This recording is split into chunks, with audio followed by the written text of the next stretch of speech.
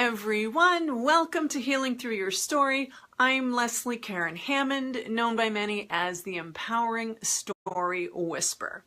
So whether you're catching us live or on the replay, I invite you to really take to heart the subject matter this week, which is, the title of the blog this week was The Challenge of Listening. And quite frankly, it almost began with protection / projection. Hey there, thanks for joining, Lori. So the reason that this is just so important is because everyone's had an experience where you need to be there for someone. Someone's got something they need to get off their shoulders. And you, as a nurturing, caring, loving person, whether they are friend or family, you feel this visceral need to be there for them.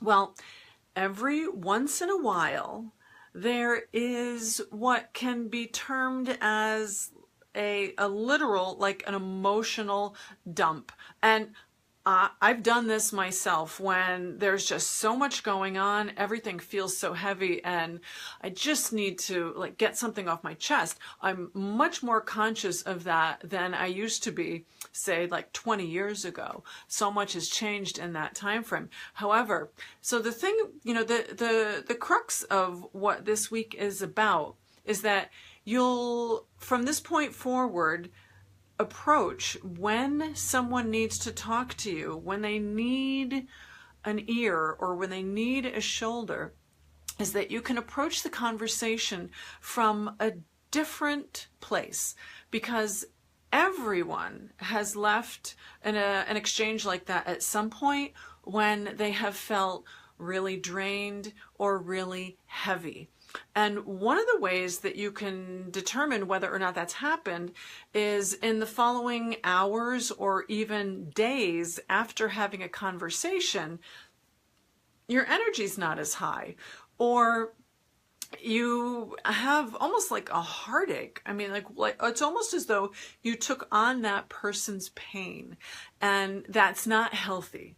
It's not healthy for the person who talked to you. It's not healthy for you. It's not healthy for the other people in your life that you have exposure to on a regular basis. So you can still be very empathetic. You can still be loving and caring, but there is a way to go about listening where you don't need to take all that on. So for any of you who are just jumping on, this is about the challenge of listening, and my intent for you by the time you finish watching this is to give you a couple of tools so that the next time you are in a sticky situation where someone really needs to just dump a whole bunch of stuff that's on their chest, you won't walk away feeling like you want to go like this and cleanse yourself. So what do you do? First off, if you can find a neutral space to talk in, please find a neutral space. And it's even better if you go outside, because outside, anything that happens to come off of that person, it's got more places to go instead of being directly funneled at you. So outside is great. If outside is not an option, then find a neutral place, particularly for those of you who are highly sensitive people, meaning that you are incredibly empathetic, and when you're around somebody who has a dense or a heavy energy, you can pick up on that. It may not be like a red siren that goes off and the kind of energy that bowls you over, but it could be something very subtle where you just feel this little bit of unsettledness, and you're not completely sure that it's coming from the other person. You may question whether or not something shifted in you, and all of a sudden it's like, oh, am I not feeling good? So if you go into a neutral place, then the energy coming off of that other person is less likely to impact your favorite space. I'll give you a prime story. Is something that happened in the last probably a few years ago. So my husband and I are very aware of each other's energy, and every once in a while, one of us will have something going on and we'll need to share it with the other. And I got completely caught off guard and I didn't protect myself. So my husband has a very strong energy. Most of the time, I've got no problem with it, but on occasion, if I get caught off guard, then I can really feel like I got thrown under the bus. So what do I mean by that? Because of course I love him and we have a great relationship, but here's what I mean. So I don't know about you, but I'm not so much of a morning person, meaning when I get out of bed, don't engage right away with a conversation in me, because that just won't happen. I need some quiet time. Well, what had happened on this one particular morning is that my husband had something that he needed to get off his chest, and he came into a room that I consider very sacred, and I don't like to have intense, heavy conversations in that room, much less right after I just woke up. And that's exactly what happened. Intense conversation. I mean, he felt better afterwards, and I want to be that sounding board for him. I want to be there to nurture and to help him when he's going through something challenging or difficult. But the problem here was threefold, actually.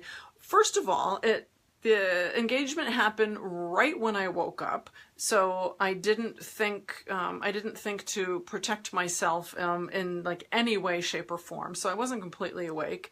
The second thing was that it happened in a space that I consider really sacred, where I don't like any kind of heaviness to happen. And the third, well, which was attached to the first, was the fact that if I had realized that we were going to have a conversation like that, then I would have visualized myself being a bit more protected, so I wouldn't have taken that on, because that energy, I took it on.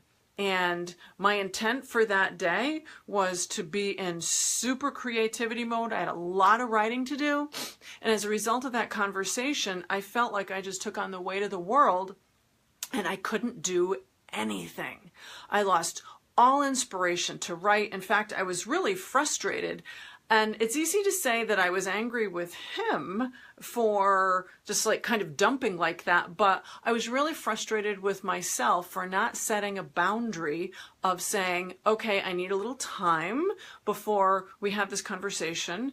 Also for not saying, okay, I don't want to have this conversation in here, let's have it somewhere else. And as a result of that, I got really frustrated with myself. So what happened? If you've ever had that kind of a circumstance happen, you may have found, as I did decades ago, that could have ruined my whole day. That could have put me in a tailspin that would have been really difficult to recover from.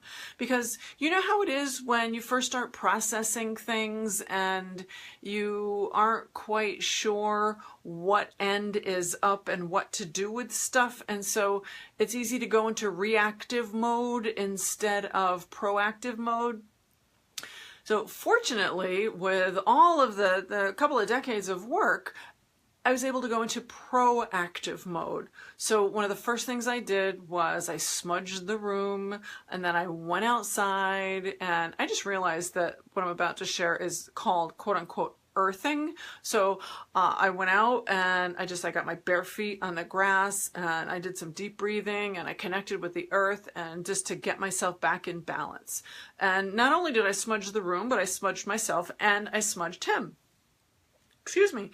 And then after all of that happened, I was able to like come back to status quo and make something of the day, and not just be like totally upset, distracted, and not right, and not do what it was I intended to do for the day.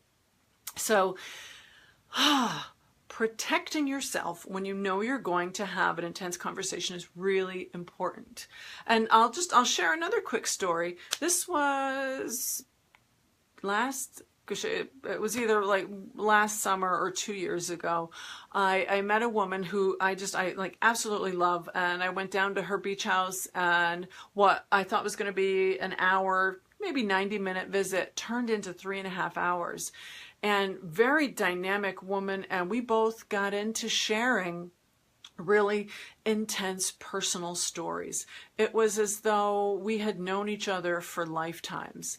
And the conversation was, I mean, it was beautiful, and in many ways it was healing, but it was super intense. And the following day, I was outright exhausted, and I couldn't quite figure out what was going on. And then it hit me. You know, we were talking about a lot of heavy things. We were talking about death and about the emotion that is attached to that, about grieving, about transformation, about the journey, about trusting, about having faith when something goes completely awry and you've got no control. And it turned out that I hadn't thought to protect myself, didn't see that coming, and therefore I was carrying a lot of the energy from that conversation with me afterwards, and it became very draining. Because the one thing most people don't consider is the intensity of emotion. So recovery from physical exhaustion is pretty cut and dry. So you're tired, you rest. You eat, you rest. Your muscles begin to feel better. You can tell when you get your mobility back that your body has recovered. Well, with emotional stress, it's very different. Emotional stress doesn't play by the same rules. The emotional stress, you can't see it. You can't like wrap your hands or your head around it in the same way that you can with a physical stress. Therefore, if you don't even realize it's there, so just imagine how long it could stick around, and it could be draining without even recognizing what's going on. So one thing that I want to make sure I don't forget is the worksheet that goes with this week is called How to Be a Healthy Sounding Board. Because I know you're going to have conversations that are going to come up where it's going to be really important for you to be, as my son likes to say, on point. So you're going to want to show up. You're going to want to be your best. You are going to want to listen. But at the same time, you're not going to want to be a magnet for that energy and for what comes out of this other person's mouth. So if you go to LeslieKarenHammond.com/24, let me make sure, yep, 24 download. So LeslieKarenHammond.com/24 download. And I'll put the link below in the comments so you can just click and make it easy. So that will give you some tools for how to be a healthy sounding board, because there's a lot of stuff that's going on right now. And now personally, I'm not one to watch the news. I need to keep my vibration as high as possible. And by watching that and participating in that, it really lowers the frequency at which I operate. And I choose not to go there because I've got a lot of work to do, just like you do in the world. And there isn't time for me to struggle with the recovery from that density. So I don't even go there. But here's something to consider. If you find yourself watching the news or scrolling through social media, and you tend to walk away feeling like really distraught or heavy, then, oh, I'm glad this was useful. Then consider protecting yourself before you even engage in social media, because gosh knows there is plenty of stuff out there to get under your skin and to set you off, to raise your blood pressure, and to get you all riled up. So before you go onto social media, before you watch the news, if you feel the necessity to do that, then consider protecting yourself. Consider, envisioning, and for those of you who you think this is a little woohoo, that's okay. Use your imagination. It's all good. Consider surrounding yourself with like a golden light or a white light or a blue light or a purple light. Choose your favorite color. But just imagine that you are protected. If you've ever seen that movie, The Boy in the Plastic Bubble, there's a good visual for you. Imagine the bubble. Because no one is going to protect you in that sense. Granted, we all have protection from Source, God, Creator, but when it comes to the immediate energetic influence that another person or social media or the news will have on you, that is your responsibility to get proactive and to take that matter into your own hands and to protect yourself. Very important, because if you don't, the residual feeling that you're going to have is going to be something like you have a need to like rah! To almost like shout out or to go on a rant, or you'll have the need to just like go, ew, oh, I just like get this energy off of me. I can't take it anymore. And life's too short for that. So practice, have fun with it, and just like play. I mean, even for example, if you need to like go to the town hall, or if you have to go to the mall, or any place that you're not overly fond of going because it can have like a wonky kind of vibe to it, then play with that exercise of protecting yourself. This protection, it doesn't mean that, oh, my nose is itchy. Ooh. This form of protection doesn't mean that you are being any less loving, any less empathetic. In fact, it means that you are taking control of something that is within your power to regulate.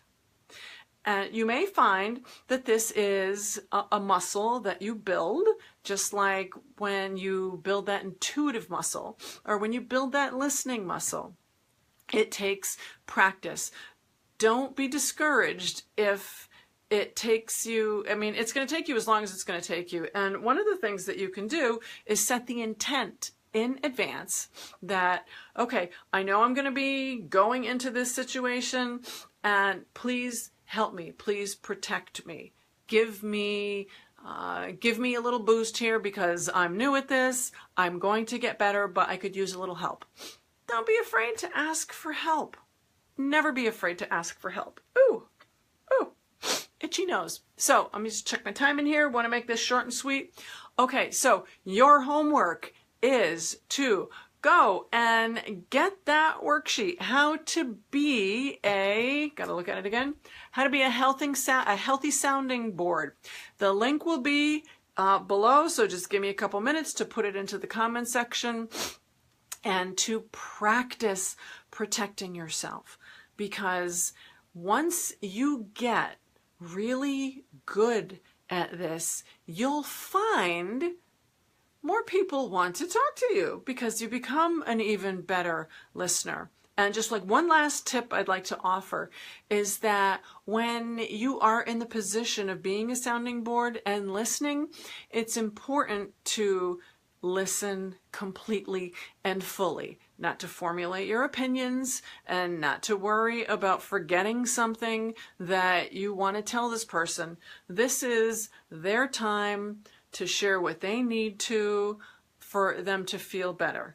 And if a lot of things like start popping in your head and you think you're going to forget them, don't worry about it. The most important things will come back to you, because the biggest gift that you can give someone, particularly someone in a challenging situation, is 100% of your attention. Stephen Covey calls this the equivalent of giving someone psychological air. So the next time that you listen to someone, give them your full attention. And you'll feel the difference in them because they will appreciate you being fully present and not having your own agenda. So thank you so much for tuning in, whether you caught us live or you catch us on the replay. I'm Leslie Karen Hammond, known as the Empowering Story Whisperer. If you haven't liked this Facebook page, Healing Through Your Story, yet, please click on the like button. And if this content was valuable for you, please share it. I'd love to spread the word and to help empower more people, get them stronger, get them building that intuitive muscle, becoming more compassionate listeners, and get people out there really doing the work they're meant to do in the world. And if you like daily inspiration, check out the Facebook group Divine by Design. Lots of little juicy nuggets that you'll find in there. So, in gratitude, thank you so much for joining me this evening. Lots of love and light to you. Don't forget to get the worksheet. Click in the link below, and lots of love and light until next week. Bye for now.